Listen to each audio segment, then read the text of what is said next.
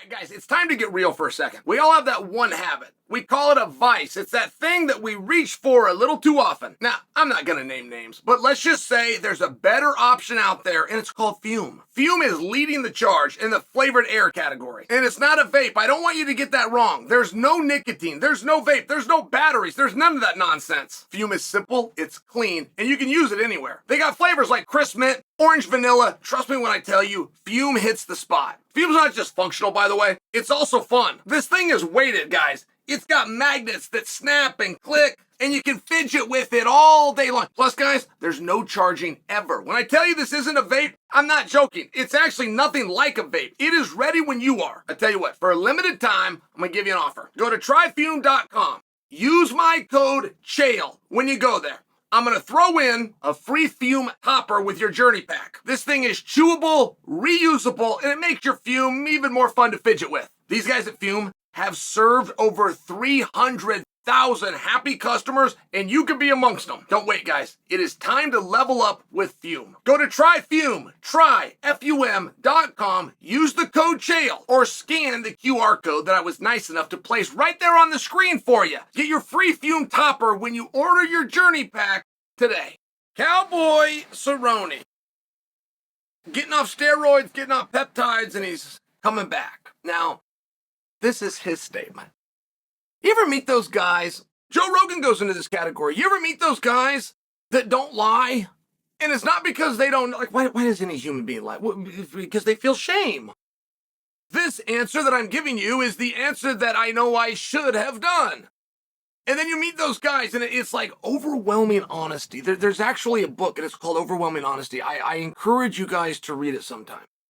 Stephen Bonner, rest his soul, is the one that turned me onto it. He got turned on it by Douglas Crosby, and Stephen Bonner went for 1 day without telling a lie. 1 day. And he talked about how wildly difficult it was. Some people will call them white lies, or maybe some goes, hey, do you like my shirt? You don't like the shirt, but you say you do. Silly stuff like this, but all of that counted, and Bonner tried to go 1 day. Cowboy's gone his whole life. He doesn't know how, because he doesn't care, right? It's possibly the most interesting thing about him, but Cowboy goes on steroids, he said, and peptides. I've read about peptides, by the way. I would think of myself as like a ped expert, and I don't fully, peptides is kind of new.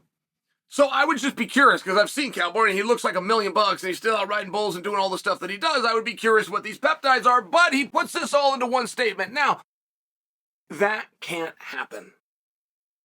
For the optics alone, for that statement alone, there is zero chance that Dana White would sign off on that. And I do mean zero. I don't mean to ruin Cowboys' fun, but it was such a ridiculous statement. I think he was partly kidding. I don't want to be the one that comes out and tells him, hey man, this road is over. But that statement cannot go together. There will never be a time when Dana then puts a contract in front of that and goes, well, no, he's clean now. We've got a testing procedure and we've taken these things into account. And it doesn't matter how many guys will go into retirement, do that very thing, but never say it and come back. It doesn't matter. The one guy that did say it, I'm just sharing with you, that won't happen. And, but hold on, because Cowboy's got a hold of the right tool. He just got it by the wrong end. Like, there is absolutely a place in this sport for him. And it's not just in the Hall of Fame. And it's not just sitting ringside and they throw a camera on him and the crowd explodes. But it won't be in the octagon, so where could it be? What are other options? Like, there's a tremendous misunderstanding that some organizations are the all, whatever you want to do, right? The supernatural, and the UFC is for the, there's a real misunderstanding, but the UFC has signed off on and gotten every single athlete, all 767 of them, to enter something known as a pool. So they're agreeing ahead of time that we are going to go into this, and it's above and it's beyond, and the logistics are massive, and the expense is even bigger.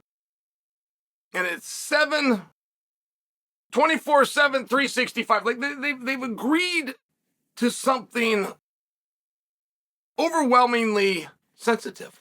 It's true. And where does Cowboy go? Because, see, you guys love him. You guys love the idea. You love the idea of Cowboy coming back. George Masvidal's announced that he's coming back.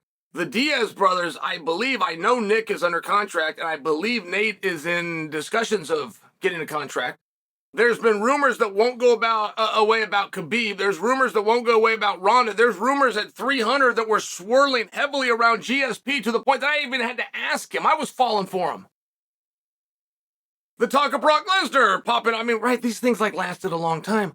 I don't remember anybody ringing a bell louder than when Donald comes out and says that he's coming back. It was to the point that Dana White finishes the Contender Series.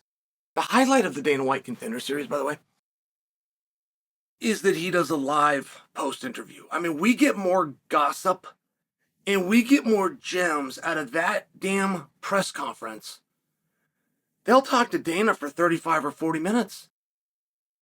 They'll talk about the Contender Series for 3 minutes of it, and then they just use him for this access to him, which probably drives him crazy. It's the best press conference you're going to get, and they ask him about Cowboy. Lots. Like, this is the one that couldn't go away. And I'm just sharing with you, like, I don't remember somebody with the rumor that they were coming back or coming out and saying they were coming back that got more fanfare than this. And the reason I bring that to you is there is for sure a place for Cowboy. Before I ruin the fun, it's not going to be in the octagon. So where should it be? If it's not in the octagon, where could it be? And you have to have a level of courage and to the point that maybe something isn't completely right for you to want to go into the octagon in the very first place. And along that vein of courage, like, boxing calls for its own set of fortitude. And bare knuckle boxing calls for possibly the ultimate fortitude. Conor McGregor was trying to promote a fight. It was just last week. And Conor finally said something that everybody's been thinking, but nobody had to verbalize. I got to give Conor credit for this. And he said they're fighting for their facial features. And I remember those 3 or 4 brief words and going, but he just got it. He got it. He just told the truth. He told the truth. He said what everybody's thinking. He said why this is so important, why you're up, why you're training, why once you sign on that line, it's important that you can protect yourself at all times. Conor just hit it on the head because you're fighting for your facial features. Anything that happens to me, good and or bad, I will wear or potentially wear for the rest of my life for the whole world to see. It's very high stakes. I love that Conor said it, and I love how quickly he said it. I'm only sharing with you. Cowboy would go do it. Cowboy was supposed to fight Mike Perry. Dave Feldman was building in that direction, and he was building in that direction to the point that he put Cowboy in the front row and was going to bring Cowboy in for a face-off with Mike Perry, see how you guys reacted, go get the contracts done, put it on pay-per-view if everything went well. Cowboy comes in, Cowboy takes a seat, Cowboy takes in the event, and he's waiting for his cue, of which Mike Perry would have given him.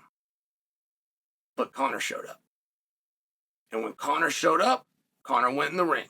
And when Conor went in the ring, right, your pay-per-view window's only so big. You can't do the Conor thing, and then, and by the way, we want to do the Cowboy thing as well. And I was there. I was an announcer for it that night. I watched this whole thing happen. And it was such great press for Conor. It was such great press for Bare Knuckle. It was such great press for Mike Perry. But it was great press for Donald as well. Like, he's in the front row. The camera kept throwing to him. Everybody knew where the script was going to go. The fact that the script didn't go there got a whole bunch of headlines after the fact. The building was wildly excited to see him, and I ran into Cowboy that night in the elevator at the hotel.